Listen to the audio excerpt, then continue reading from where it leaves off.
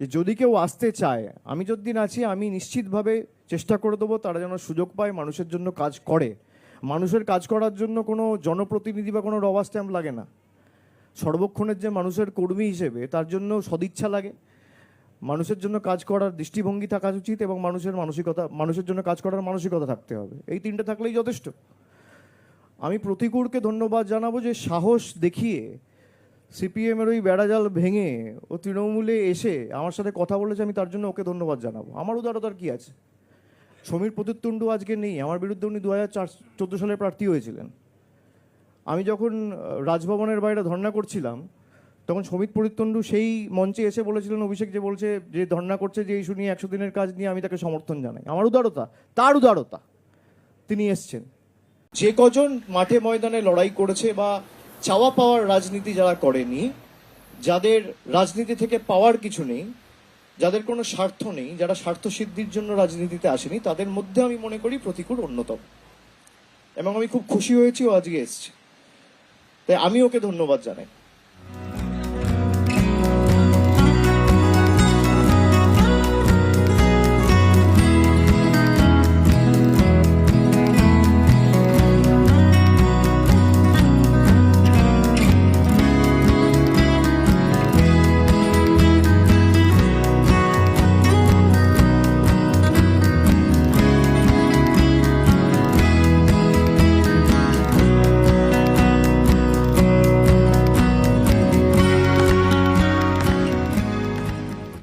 অভিষেক ব্যানার্জির হাত ধরেই প্রতীক-উল রহমান তৃণমূলে যোগদান করলেন। যে অভিষেক ব্যানার্জি বললেন যে খোলা আছে, যাদের চাওয়া পাওয়ার কোনো প্রয়োজন নেই তারা এই তৃণমূলে যোগদান করতে পারেন। এই যে প্রতীক-উল রহমান তৃণমূলে যোগদান করল, সিপিএম ছেড়ে দিয়ে এই তৃণমূলে যোগদান করল, কিন্তু এই অভিষেক ব্যানার্জি তাকে শুভেচ্ছা জানালো, উত্তরী পরালো, তার হাতে দলীয় পতাকা তুলে দিলেন অভিষেক ব্যানার্জি বললেন যে আমার খুব ভালো লাগছে। তিনি সিপিএমের বেড়াকে অতিক্রম করে এই তৃণমূলে এসেছে মানুষের সেবা করার জন্য।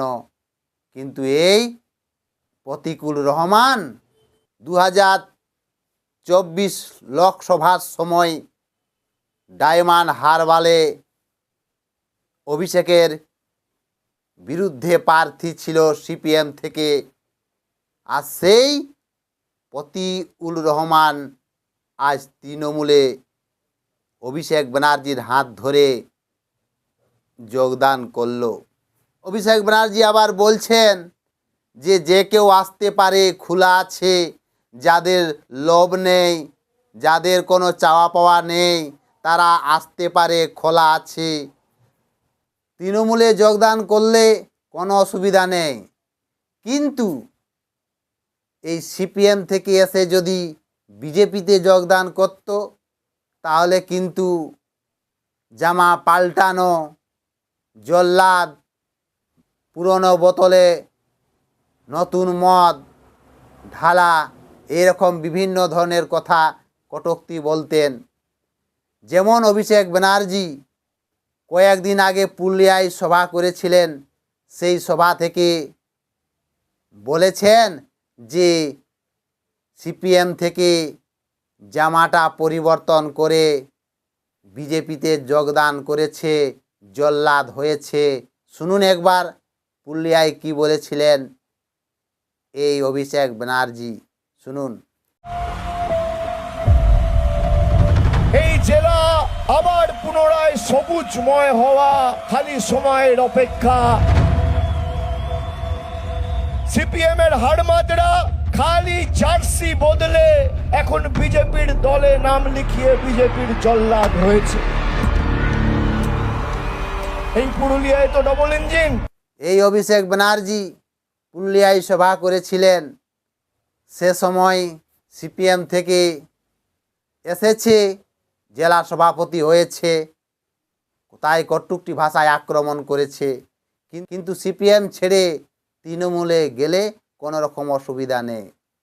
সিপিএম থেকে ছেড়ে একাধিক নেতা নেত্রীরা তৃণমূলে যোগদান করেছে, তাতে কোনো অসুবিধা নেই, আয় যায় কোনো নেই।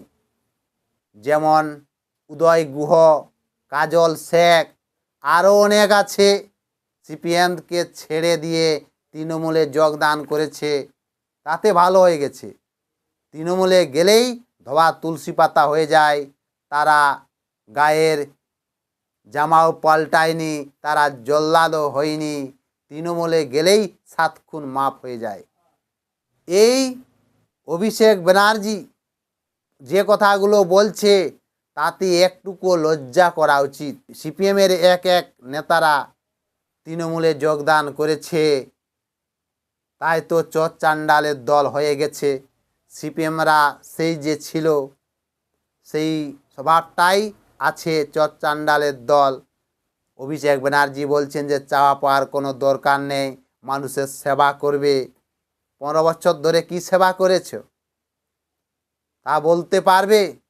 এই পশ্চিমবঙ্গকে 15 বছরে 25 বছর পিছিয়ে দিয়েছে, পশ্চিমবঙ্গকে টেনে নিগড়ে শেষ করে দিয়েছেন। মানুষের সেবা, কোন সেবা করবেন? দুটা সেবা আছে। এই অভিষেক ব্যানার্জি সিপিএম থেকে অন্য কোনো রাজনৈতিক দলে গেলেই অসুবিধা, কিন্তু তৃণমূলে গেলে কোনো রকম অসুবিধা নেই। তৃণমূলে যোগদান করলেই অভিষেক ব্যানার্জির ভালো হয়ে যায়। যাই দোষ থাকে, যাই অপরাধ থাকে, তৃণমূলে যোগদান করলেই 7 খুন মাফ। কিন্তু এবার যত বিরোধিতা করবেন, জনতার গর্জন, 2026 তৃণমূলের বিসর্জন হবেই। অভিষেক ব্যানার্জি আপনি যত বাধা করুন, যত আটকাবার চেষ্টা করুন, এসআইআর নিয়ে মিথ্যাচার যত প্রকাশ করুন, এবার বিজেপিকে কেউ আটকাতে পারবেন না। পশ্চিমবঙ্গে ডবল সেঞ্চুরি করে পশ্চিমবঙ্গে ক্ষমতায় আসতে চলেছে বিজেপি। আপনি জল্লাদ বলুন আর যাই বলুন, 2026-এ বিজেপি জয় আছে।